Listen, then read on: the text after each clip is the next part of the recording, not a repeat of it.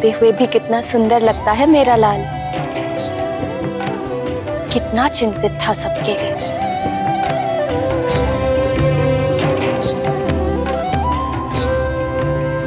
प्रातः काल हो गया। अब तो सूचना आ जानी चाहिए प्रजा और सैनिकों की। ईश्वर करे सब शुभ हो।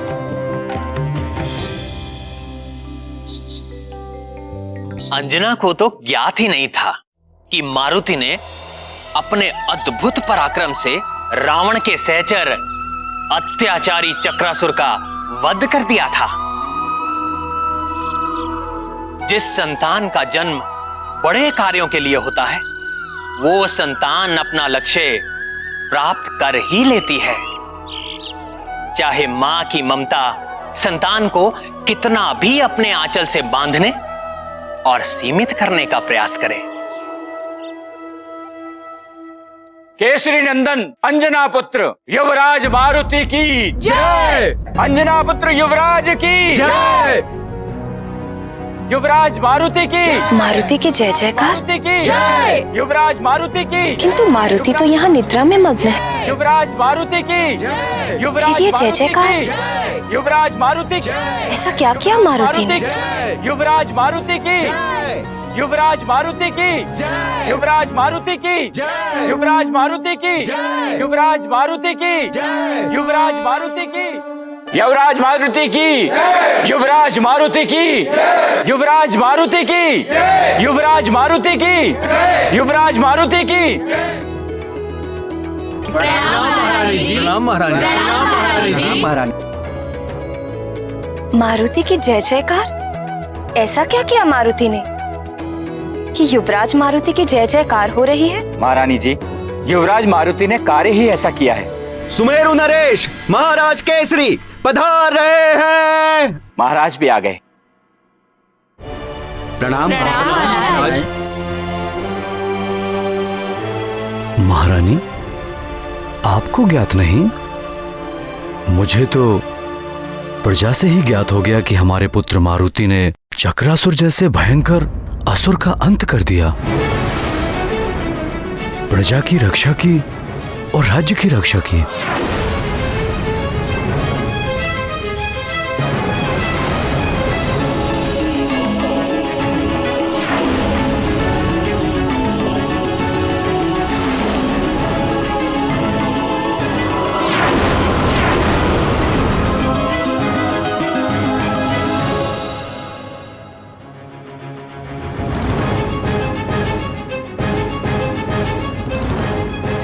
ये कैसे हो सकता है स्वामी? मारुति तो भीतर कक्ष में सो रहा है।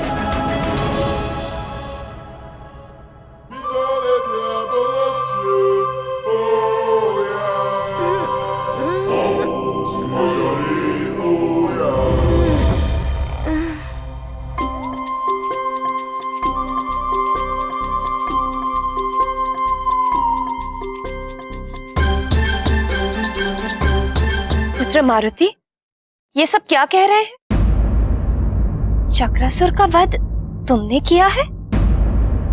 प्रणाम पिताश्री।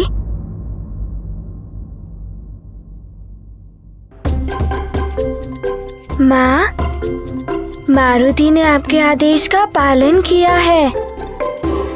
प्रातः अपने कक्ष में था। आपने कहा था ना कि प्रातः होते ही मुझे कक्ष में मिलना। और ध्यान रहे, कल प्रातः जब मैं आऊँ मुझे यहीं पर मिलना। आपके कथनानुसार मारुति चक्रासुर का वध करके रात्रि समाप्त होने से पहले ही लौट आया था। और पिताश्री, आपने जो कहा था वो भी मारुति ने किया। जब मैं बाहर जाऊंगा तो मेरी अनुपस्थिति में यहाँ की देखभाल और सुरक्षा का उत्तरदायित्व तुम्हारा ही तो होगा पुत्र। यहाँ के राजा, सेवक और संरक्षक तुम ही तो होगे। आपकी अनुपस्थिति में मारुति ने युवराज का कर्तव्य भी निभाया।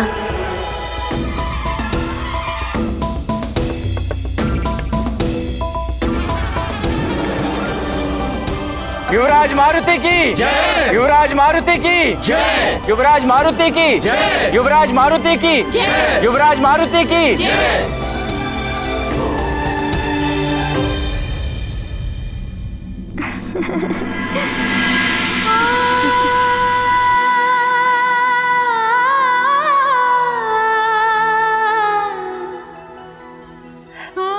हे महादेव, हे करुणा निधान, ये सब आपकी ही कृपा है प्रभु।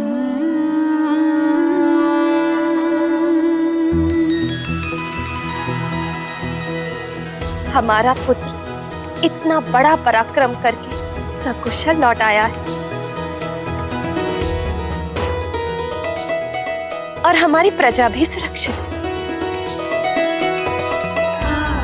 आपको शत शत नमन प्रभु।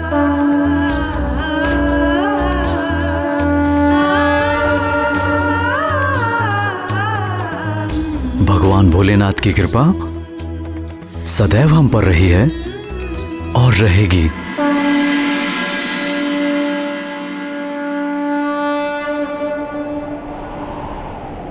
अरे ये वायु कैसी? वायु कैसी? अरे हाँ, ये वायु कैसी वायु है? कैसी? महल के अंदर की वायु ये तो बहुत जोर से चल रही है। अरे ये कहाँ से? अरे वायु तो स्वयं बढ़ा है। वायुदेव, प्रणाम वायुदेव। प्रणाम वायुदेव।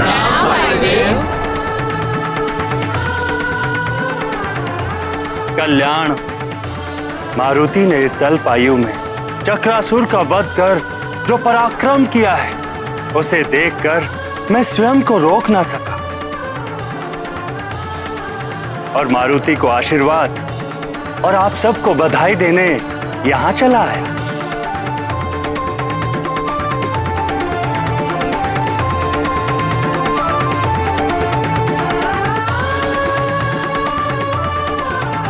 चरण स्पर्श वायुदेव। तेजस्वी भव पुत्र।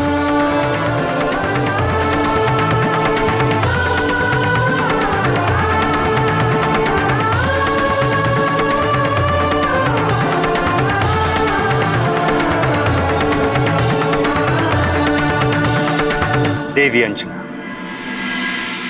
अब तो आपको भी मारुति की चिंता नहीं होनी चाहिए, अपितु आपको तो ऐसे पुत्र पर गर्व होना चाहिए। मारुति उन पुत्रों में से है जिसके कारण उसके माता पिता का यश बढ़ता है, उनकी कीर्ति बढ़ती है और उनको सदैव स्मरण किया जाता है।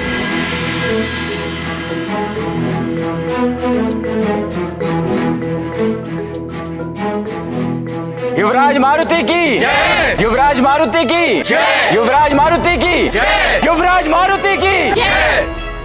मुखिया जी, आप सब प्रजा और राज्य के सैनिक, आप सबके साथ और प्रयास के बिना ये संभव नहीं था।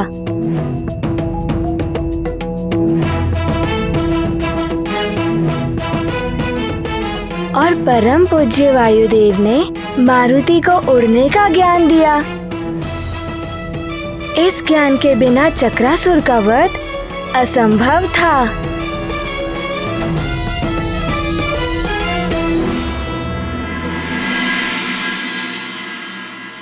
अब मुझे अनुमति दीजिए। प्रणाम वायुदेव। प्रणाम वायुदेव। कल्याण,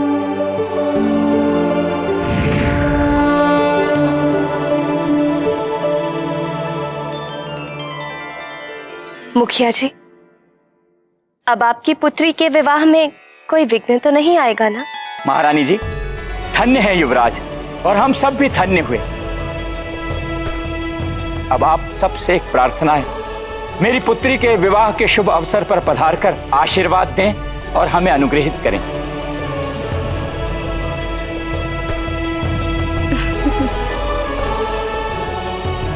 मुखिया जी, महारानी और पुत्र मारुति आपकी पुत्री के विवाह में अवश्य आएंगे। महाराज केसरी की जय, महारानी अंजना की जय, युवराज मारुति की जय, युवराज मारुति की जय।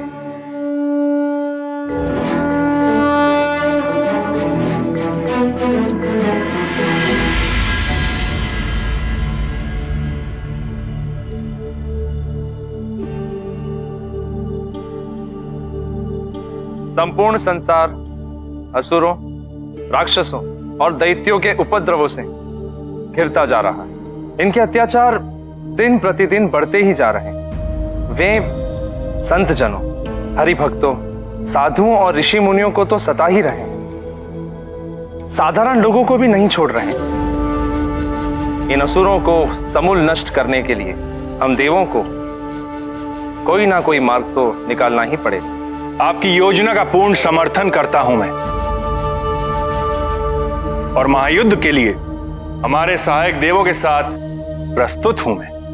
नारायण नारायण। अब आप सब देवों को कुछ करने की और कहीं प्रस्तुत होने की आवश्यकता नहीं है। प्रणाम देवर्षि, पधारें। आपसे विनती है, पहेलियां न बुझाकर जो भी कहना है स्पष्ट कहिए। देवराज, आप सब देव दानवों, असुरों, राक्षसों और दैत्यों के आतंक से चिंतित हैं, पर आप सब देवों को पृथ्वी पर सुमेरु की ओर भी तनिक अपनी दृष्टि डालनी चाहिए। देवर्षि, हमें यह प्रतीत हो रहा है कि आप अवश्य ही कोई विशेष समाचार लेकर उपस्थित हुए हैं। नारायण नारायण, आपने सत्य कहा देवराज, समाचार तो है। वानर राज केसरी का पुत्र बालक मारुति भयानक असुरों का संहार कर रहा है, और आपकी चिंता बाल्यकाल से ही मिटा रहा है। ये क्या कह रहे हैं देवर्षि? हाँ इंद्रदेव, उस अबोध बालक मारुति ने पहले तो अत्यंत भयंकर वृक्षासुर को मारा, और अब उसने महामायावी क्रूर चक्रासुर का वध कर डाला। उस अल्प आयु बालक के समक्ष अब तक कोई भी असुर टिक नहीं पाया है। सुमेरु में हो रही जय जयकार त्रिभुवन में फैल रही है।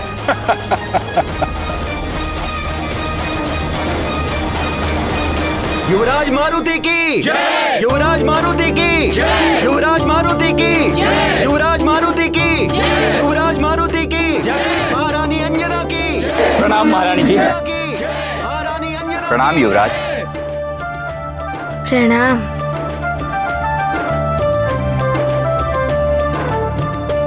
सौभाग्यवती भव।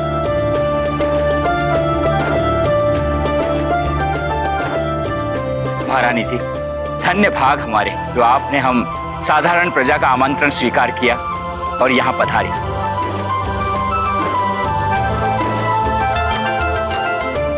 युवराज, आप ही के प्रयासों का परिणाम है कि आज ये विवाह निर्विघ्न संपन्न हो रहा है। अरे वाह, कितने रंग बिरंगे परिधान हैं, कितनी मनोरम सजावट है। विवाह का उत्सव तो बड़ा ही भव्य होता है।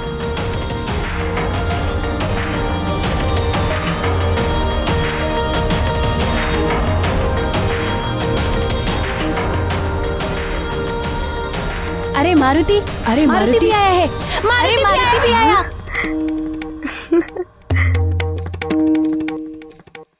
अरे मित्र नल, नील, दधिमुख, तुम सब भी यहाँ? हाँ मारुति, क्योंकि तुम हमारे मित्र हो ना, इसीलिए हमें भी आमंत्रण भेजा गया था। हाँ हाँ, हम भी आए हैं। अब तो बड़ा ही आनंद आने वाला है मारुति को।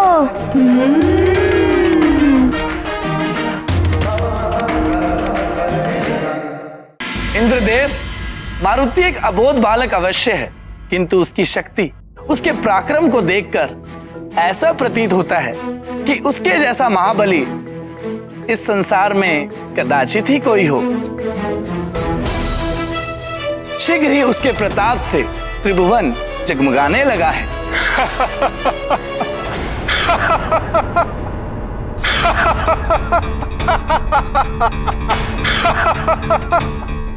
क्या हुआ जगत प्रकाशक सूर्यदेव? क्या आपको ऐसा लगता है कि मैं आपसे परिहास कर रहा हूं? मैं सत्य कह रहा हूं। वो मारुति त्रिलोक से अधम और अनाचार का अंधेरा मिटा देगा। देवर्षि नारद, अवश्य ही वो दोनों असुर दुर्बल होंगे, तभी तो वो दोनों एक अबोध बालक के हाथों मारे गए। पर देवर्षि, आप अत्यधिक प्रशंसा कर रहे हैं उस बालक की। उस वानर बालक को हम देवों से भी शक्तिशाली बताकर हास्य का पात्र बन रहे हैं आप। वो वानर बालक तो देवताओं का अंश है, और अंश मूल से अधिक कभी नहीं हो सकता। हम सब देवता सर्वोपरि हैं, और उनमें से मैं सूर्य, जगत प्रकाशक, सर्वश्रेष्ठ हूं।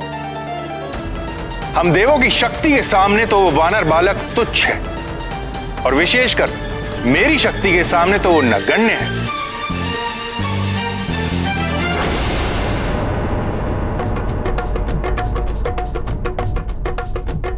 वो देखो मारुति, अरे आज तो बड़ा आनंद आएगा। चलो चलो, मारुति भी है हमारे साथ। चलो, हाँ हाँ, अरे मारुति के साथ खूब क्रीड़ा करेंगे। चलो मारुति, तुम्हारा पीछा नहीं छोड़ेगा।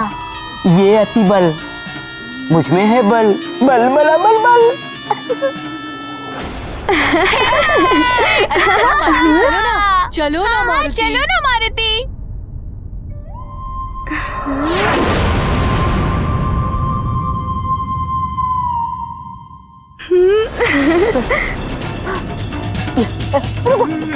अरे कहीं मुझे भी न बजाने लगना। अरे वाह, कितना बड़ा ढोल है। क्या मारुति इसे बजा सकता है? हाँ हाँ युवराज, क्यों नहीं बजा सकते हैं। हाँ हाँ, आइए आइए युवराज, बजाइए।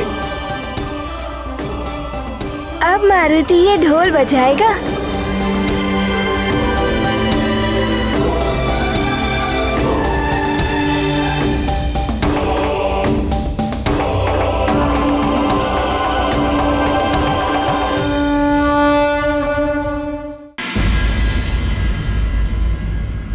सूर्यदेव, अहंकार झलक रहा है आपकी वाणी में।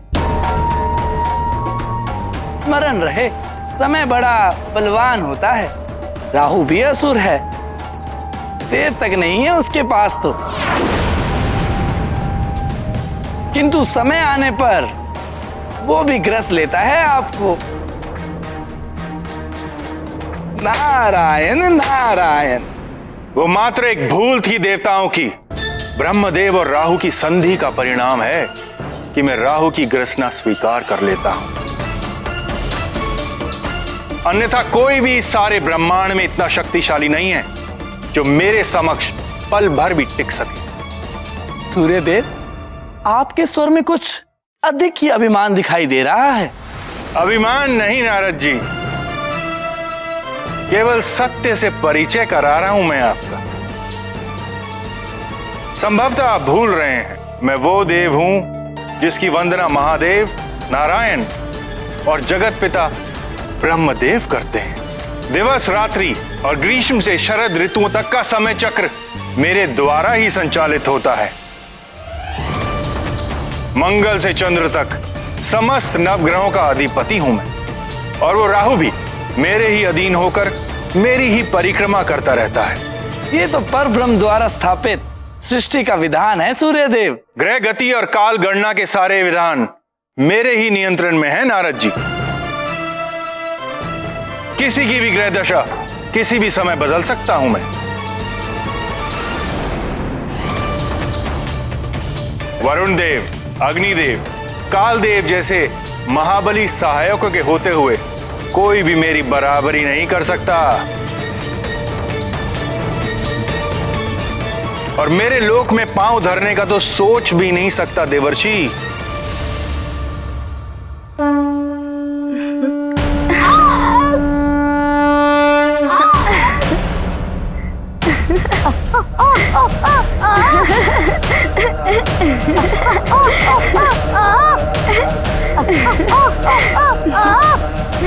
अरे वाह मारुति, ये तो अच्छा लग रहा है। और बजाओ, बजाते रहो।